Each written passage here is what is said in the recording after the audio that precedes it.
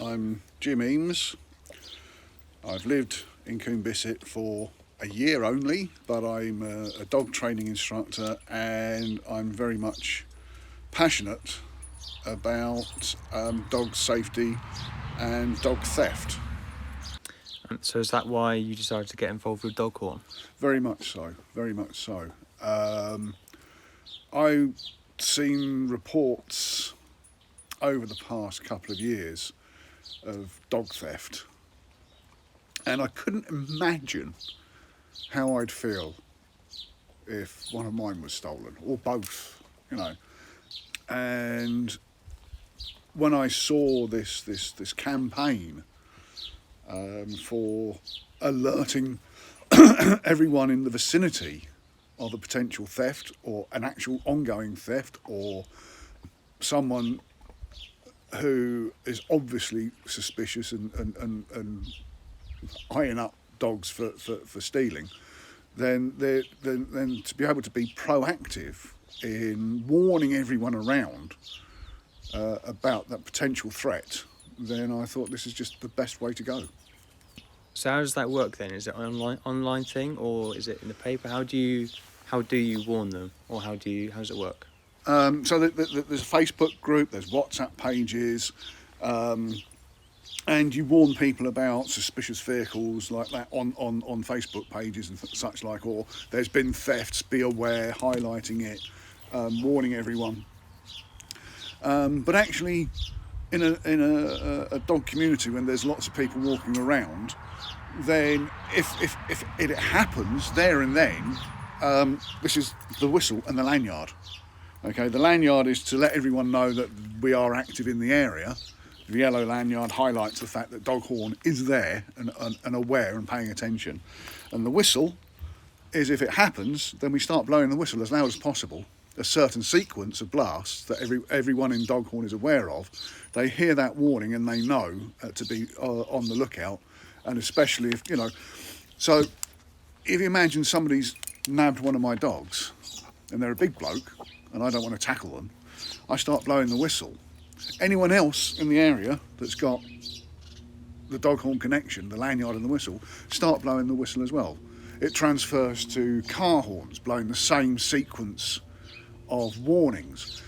And thieves are known that if there's a lot of noise going on, they'll drop and run what they're stealing, because the attention is being drawn to them and they don't want it known that they're stealing, so they will drop and run.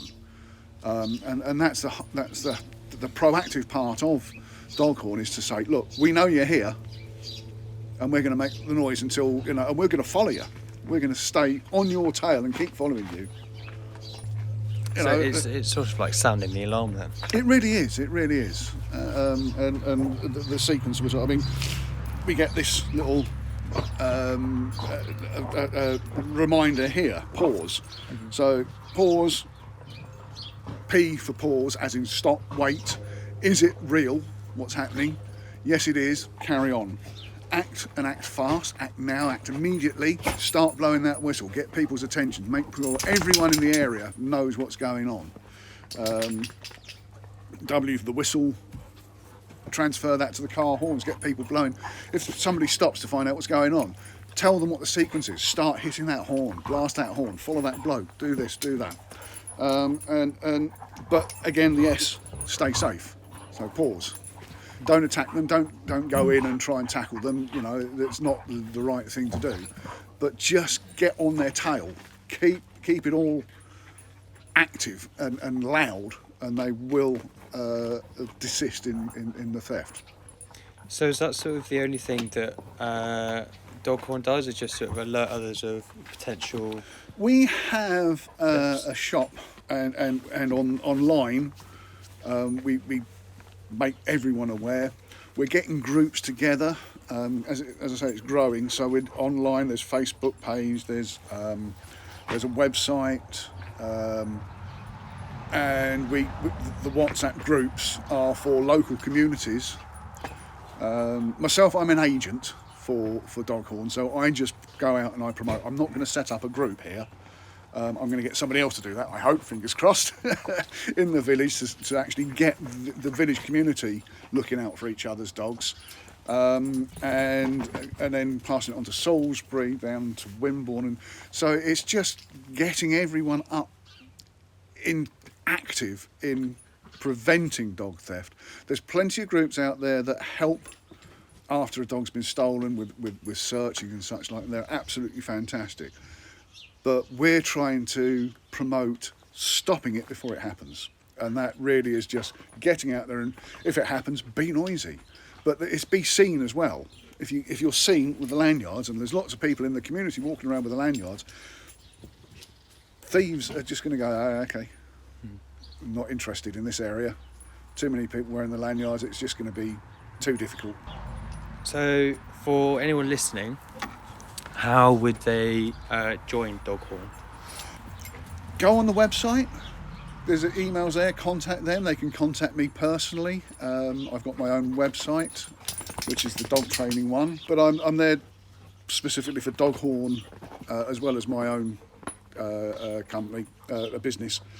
But yeah, I mean, contact me, go online, just Google DogHorn and you'll find everything.